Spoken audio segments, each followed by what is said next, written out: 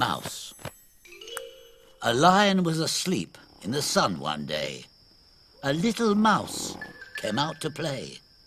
The little mouse ran up the lion's neck and slid down his back. The lion caught him with a great big smack.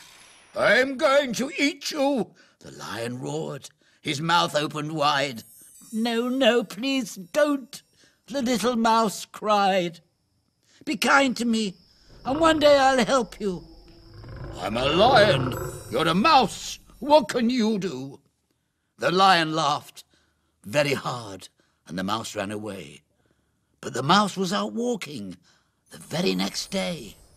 He heard a big roar and squeaked when he saw the king of the jungle tied to a tree. But the mouse had a plan to set him free. The mouse worked quickly and chewed through the rope. The lion said, "Oh, little mouse, I had no hope. You were right, little mouse. Thank you. I'm free. You're the best friend there ever could be."